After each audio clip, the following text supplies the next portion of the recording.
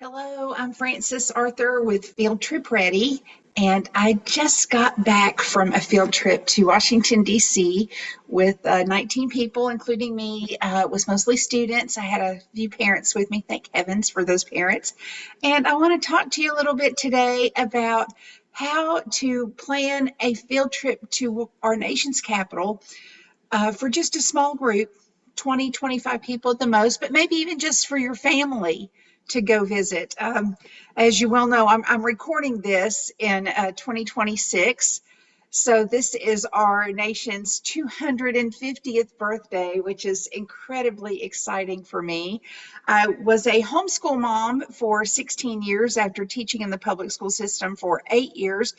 And since then, I've taken more groups than I can remember to Washington, and we've always had a great time. I've had some great groups and lots of fun memories with former students. And so I just want to share with you some of the things that I've learned on my dozen or so trips to DC in the last 20 years. It's always been a lot of fun. But on the journey, I've also made some mistakes and learned some things. So I'm making this video not as an influencer. I'm not at all a YouTube influencer, not even by the farthest stretch of the imagination. But I hope what I tell you will help you to avoid some mistakes. So the first thing I want to talk to you about is, regardless of how you get to Washington, D.C. and what your plans are while you're there, you're going to do a ridiculous amount of walking, an unbelievable amount of walking, the craziest amount of walking that you have ever seen in your whole life. You're going to be doing that much walking, and then you'll walk a little bit more. On the worst day that I ever had with students in Washington, D.C., we walked 13 miles in one day. 13. That was not we didn't determine that based on, we went here, we went there.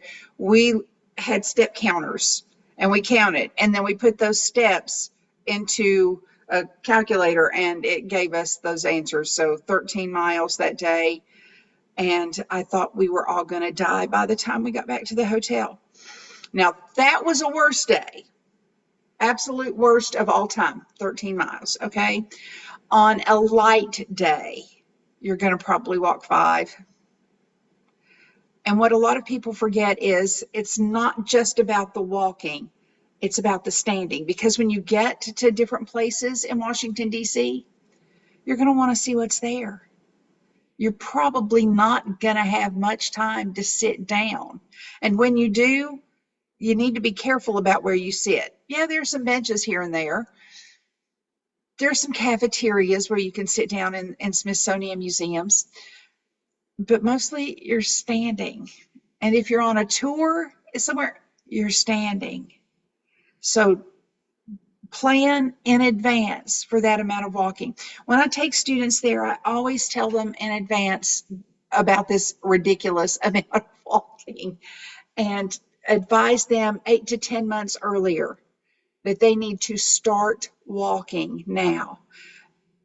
Unless they are a soccer player, basketball player, or some athlete that at their age level sports, and they already are moving a lot, if they're relatively sedentary, the walking will kill them.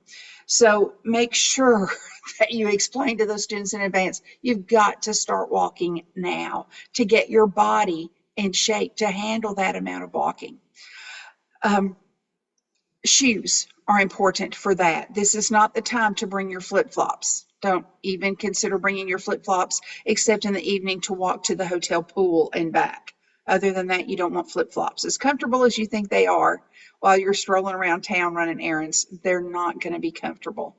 All of the walking that you will do will be on asphalt, concrete, marble, granite. Yeah, that's about it. That's what you're walking on.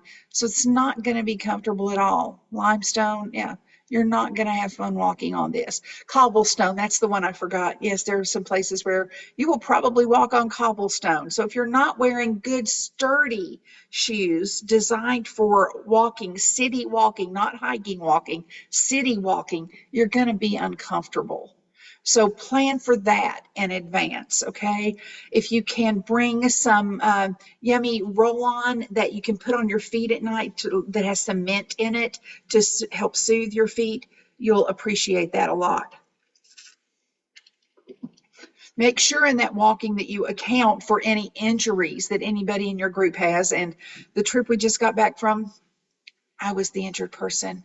I'm dealing with a knee injury right now from ballroom dancing. So I had to wear a knee brace all the time, a really good one that was made specifically for me. And thank heavens the doctor gave me some pain meds to take. Don't leave home without some other over-the-counter pain meds if that's really going to trouble you, even if you don't have an injury. Whether it's Tylenol, Advil, Aleve, whatever. Don't forget that, because you're probably going to need that unless you are accustomed to a lot of inner city walking anyway. Okay, enough about walking. The next thing, it's further than you think. Okay, so it sounds like I'm going back to walking. I'm not. The distance is further than you think. Therefore, it takes more time to get from point A to point B. If you look at a map of just the National Mall area, you'll see that it's 2 miles from the Lincoln Memorial to the Capitol building. 2 miles. I walk that every night. I walk my dog 2 miles. No big deal. We can do that in 25 or 30 minutes. Yeah, I used to be that person too. That's sweet. It's going to take you a lot more than 25 minutes, and let me tell you why. It's not flat. It looks flat on a map. It's not all flat. Part of it's flat. It's not all flat. There are stop signs or stoplights at every intersection. And so you'll have to wait for long light cycles. What are you doing while you wait for those light cycles? You're standing. There's not a bench there. So you'll be standing part of that time. You'll be walking part of that time. Sometimes you'll try to hurry up and get through a light cycle so you don't have to stand there and wait for the next light cycle. Just plan for that. Okay, I'll also tell you about this distance of 2 miles, because some people think, oh, we can go to the Capitol and we can hit all the mall memorials on the way on the same day. Don't do that to yourself, and don't do that to your group. Please, in the name of all that is holy, don't do that to them. They will hate you. Okay, so let me tell you the way that I plan our days. And it's been different every time I've gone. I've always had to plan a different schedule based on the tour times that we get for some of the places that we go. Like we want to do the Pentagon, we want to do Arlington National Cemetery. I try to lock in private tours of the Capitol through some friends that I have who work there. And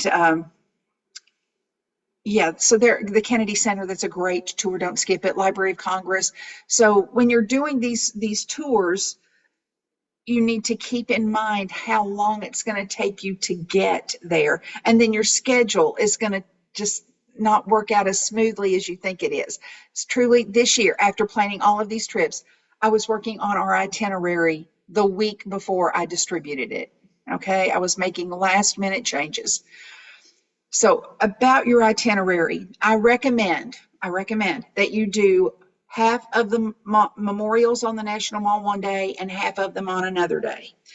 The way I like to plan this is to use one of the tour buses to get us to the Jefferson Memorial. And if you're looking at your map, you see the Jefferson Memorial's on the south side of the tidal basin. Drop off there. From there, you're probably going to have to walk, unless you want to stay, if you start early in the morning and you want to do those tour buses all day. You can take the tour bus that will drop you over between the Martin Luther King Memorial and the FDR Memorial. You don't want to skip the FDR Memorial, especially now. This year they've got all the water features working, and it is simply beautiful in there with all those water features. So don't skip that one. You'll have to backtrack a little bit unless you just want to walk from Jefferson over to FDR. From FDR to MLK, it's further than you think. MLK over to Korea. You can cross the street there, Independence Avenue, and head west. And they have a new back entrance to the Korean War Memorial now. So you'll want to use that. From Korea, head up to Lincoln. and then over to the Vietnam Veterans Memorial. And directly across the street from Vietnam Veterans is the Einstein Memorial, which is a fun statue. It was made by the same sculptor as the one who made the John F. Kennedy um, bust in the Kennedy Center. So it's really fun, and it's huge. So I have lots of pictures of my students climbing up in Einstein's lap and tapping it on the head and things like that. It's just really fun. So do that and stop your day there. Now, that's a great spot to pick up one of those buses, a tour bus. But that brings me to the next point. I love the metro. The DC Metro is really easy to navigate. The first time we went there, we'd never ridden on a subway before. There aren't subways in Middle Tennessee. So I had never ventured on one before. So I read a lot about it. Al Gore had barely invented the internet at that point. So I couldn't imagine what I was getting into, really. But we quickly learned to navigate the metro, okay? The thing you need to remember with the metro is that you are heading in the direction of the last stop. So you go that direction, but then you need to note which stop you're exiting the metro. So you won't go all the way to the end of it. There are lots of stops on the way, but you head in the direction of the last stop that train is going. For example, on the red line, it might say red line to Glenmont, but you want to get off at Gallery Place to go to Chinatown. So, and that's if you're staying on the western side of town, or if you're on the western side of town. I'm getting a drink, excuse me. Okay. So from the Einstein Memorial, I would head to the closest metro stop from there, and believe it or not, it's Foggy Bottom, okay?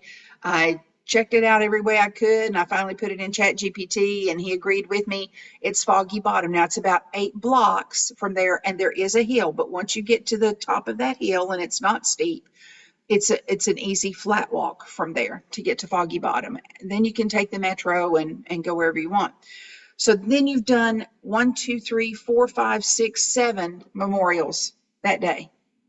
Okay, that's enough walking for an afternoon.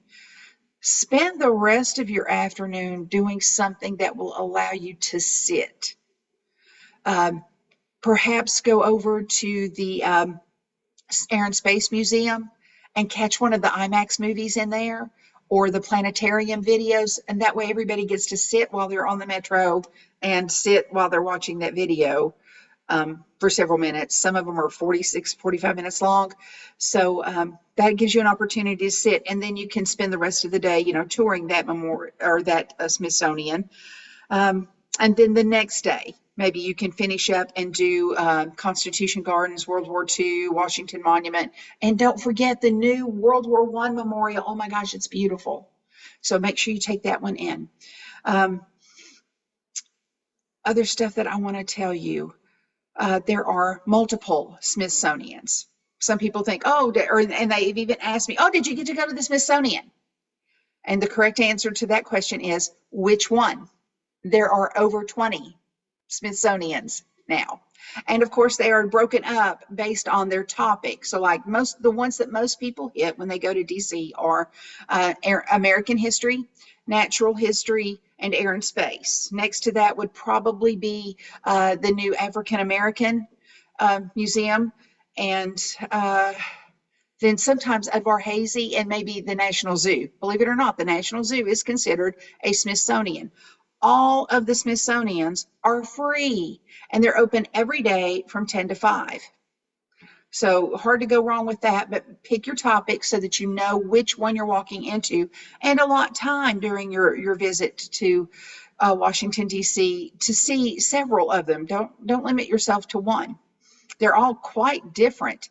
Additionally, the castle, which was originally the Smithsonian when it was just one museum, is the home of the executive offices, and now it's got several great displays that just opened up the week after I got back from DC. So I didn't get to see it, but I've watched some videos on it and it looks fabulous. They've got some wonderful artifacts in there, and it's worth a stop for you. And I would recommend at least 30-45 minutes in there too.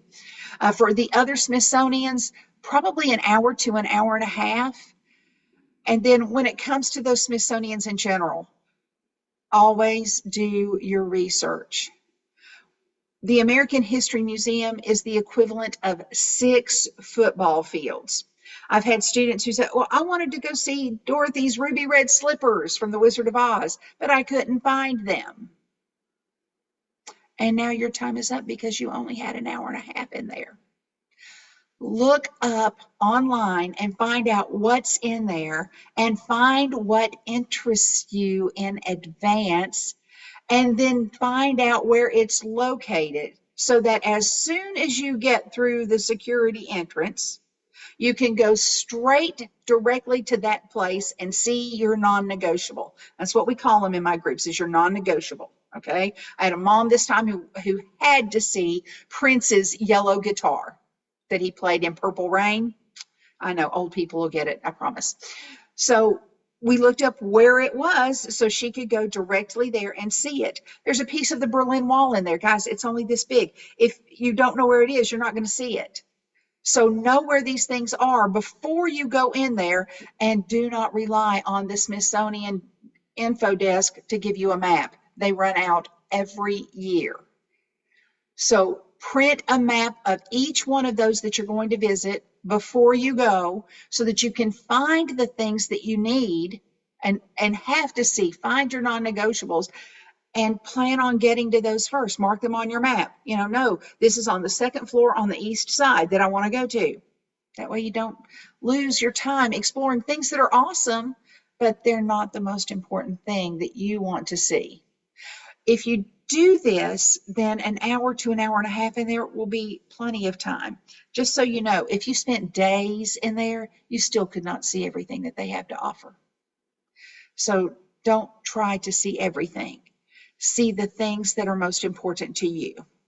And then maybe the next time you go and see the other things. The ruby red slippers are always going to look the same. You don't need to see them every time. Go see other things the next time you go. Okay, other stuff. Tours that I would not skip. Do not skip. I love the Kennedy Center, and I've taken students to the Kennedy Center every time I've gone to DC because I just love it so much. And you think, okay, it's a performing arts center. Book a tour of the Jarrell Stone building. That's the main building that is the Kennedy Center. They have a few other buildings available now where they do tours, but this is the main one. It's the one that was originally made in honor of President Kennedy, and you just don't want to miss it.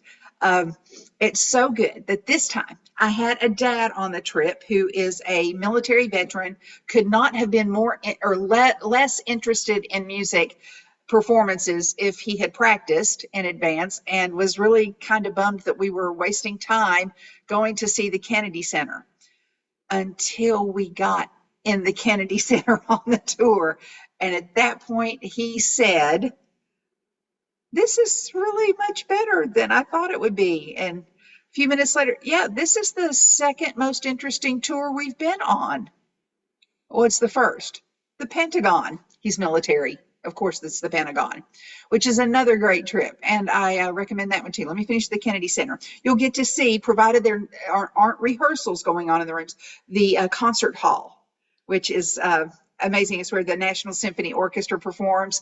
And later in the week this year, we went back one evening to hear a performance of our National Symphony Orchestra that was completely brilliant. We were so happy to have gotten to hear it. It was such a joy. You'll also possibly get to see the Opera Hall. And you think, opera, yuck. No, not yuck. This is also the room where the Kennedy Honors is held every year, where the president comes and they select different musicians and artists who in the performing arts to honor that year. as other people perform their music or their dances or things like that. So, and then the artist being honored gets to sit in the presidential box.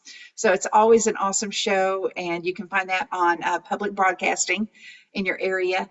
So you'll get to go in that room. I mean, the different shades of the red and red velvet walls and everything in there was designed to make that room acoustically perfect. It's unbelievable. So I recommend that. And if, by the way, if you're taking a student choir with you, and your guide will take you into one of the rooms up in the balcony there, you might get your choir to sing maybe one little chorus while you're in there. I sang part of an aria. I mean, just a few notes after our group had walked out the door and we were finishing up taking pictures. I got to sing in the Kennedy Center. Okay, from a balcony, give me a break, but it was still pretty awesome. The other thing you need to know about the Kennedy Center is go up onto the terrace. Now, your guide will take you up to the terrace if you go with a tour guide. He'll take you up to the terrace, go all the way to the left as soon as you walk out the door, and then look over to your left, and there you will see the National Mall, and it's a great view of the National Mall. I recommend that one too at night. So the Lincoln Memorial looks like it's made of porcelain at night when it's lit up, and there aren't any other lights around it. Sadly, while we were there, they're working on another memorial right now next to the Kennedy Center, so there were a lot of construction lights in that area. I think the last tip I want to give you is to prepare your students and your family or whoever you're taking, prepare them in advance for this trip. That one thing has saved me a multitude of behavioral problems, and it's made my students appreciate everything even more than they would have. I've always been really proud of students when they walked into a memorial that they appreciated it and they showed it by their behavior. A memorial is a monument to someone who served and made our nation better for some reason. And it's to honor them even in their death. So I ask students, how would you behave if you went to your great-grandfather's cemetery where he's buried? Would you run through the cemetery? Of course not. Would you yell and scream? Of course not. Then don't do that at a memorial either.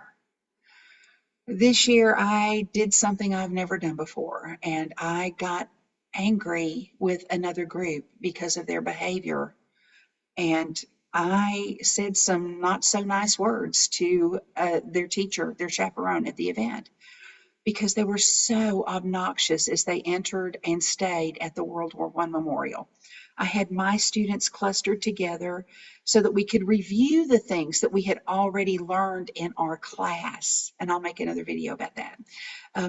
But we reviewed those things close together while they could see it themselves. And we pointed out different things in the bronze relief there and talked about how peaceful it was. And then all of a sudden, a herd of wild, crazed children came in the area, and it was just completely obnoxious. And one student was overheard as they were finally leaving, "What is this place anyway?" Prepare your students in advance. Make sure they know what they're seeing, why it's important, and how to behave while they're there. In all honesty, that's the reason why I developed Field Trip Ready, in which I have made a series of videos on several different places in both Middle Tennessee and just recently during this trip in Washington. So those should be released later this summer, I hope. And in each of them, I explain, what the purpose of this is, who each memorial is honoring, why it's significant, and how to behave while you're there. Believe it or not, running through a water feature is not appropriate behavior, even on a hot July day. So don't do it, and don't let your students do it. It's inappropriate.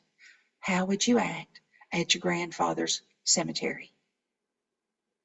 That's how my students have behaved, and I expect, nor will I accept, nothing less than that type of behavior at a memorial, regardless of what's going on around me.